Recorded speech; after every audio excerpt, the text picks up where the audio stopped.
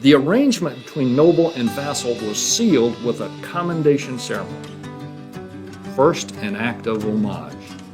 The vassal kneels before the noble, places his hands in the noble's hands, and then an oath of fealty, the Latin fidelitas, or faithfulness. And this was a pledge of allegiance. The vassal himself could now parse out his land to others. This was sub-infeudation. A vassal endoffed part of his own fief. You'll hear this again when we talk about Shivaniak. The manor or castle would be surrounded by parcels worked by peasants. The noble would collect rents, produce, taxes. He'd provide courts of justice. This was public power in private hands.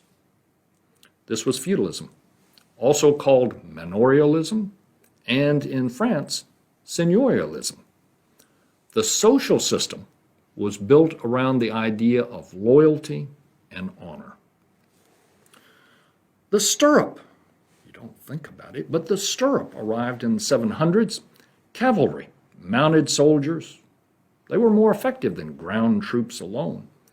But the regalia, the armor, the horses, these chevaliers, these knights, they were expensive. Granting fiefs, which were income producing for the vassals, permitted the overlord to put his underlords, those vassals to whom he had granted the land, on call to produce that cavalry that he needed. And in fact, this was written into the formal charters. Land was passed on to the firstborn son. Adam Smith, Wealth of Nations, 1776, explains why in the Middle Ages this primogeniture was important and had a logic behind it. Listen to what he said. When land was considered as the means, not of subsistence merely, but of power and protection, it was thought better that it should descend undivided to one. In those disorderly times, every great landlord was a sort of petty prince. His tenants were his subjects. He was their judge, and in some respects, their legislator in peace and their leader in war.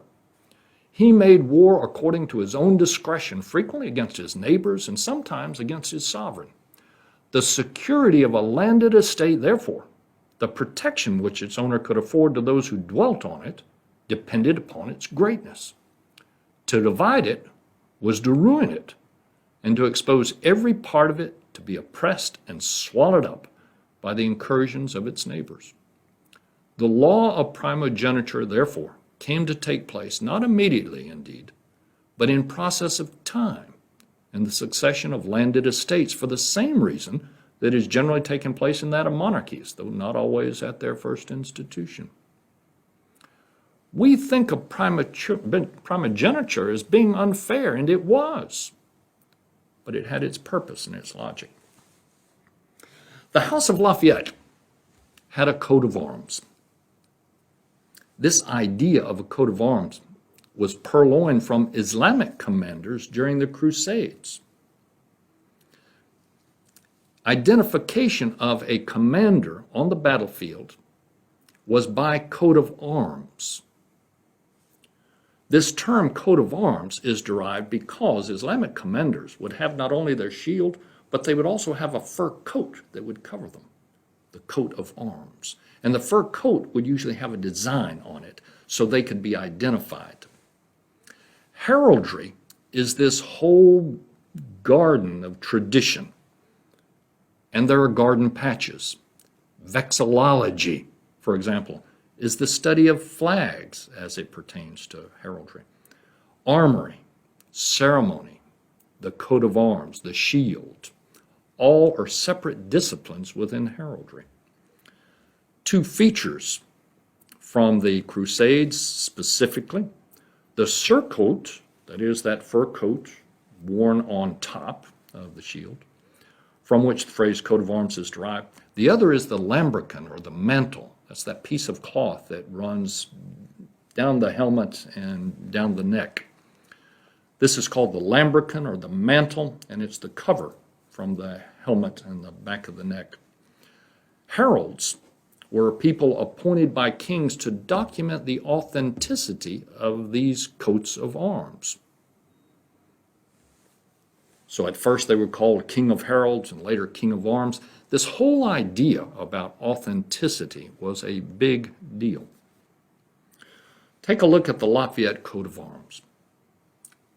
The name first is within a ribbon up at the top, Lafayette. The crest is the decorative design above the helmet. And in Lafayette's case, it was a horse reined. The helm, or the helmet, faces dexter, or to the right. And this signifies a peer. Helmets facing forward, or fronte, signified a sovereign. The visor could be open or barred, in which case that was the highest rank. Closed visors were lower rank. Lafayette's is barred. The motto appears in a ribbon below the shield, in this case, Cournon. Many times with a question mark. I tend to like to put an exclamation point there. Supporters or attendings were on either side of the shield. For instance, stylized dragons or stallions or lions.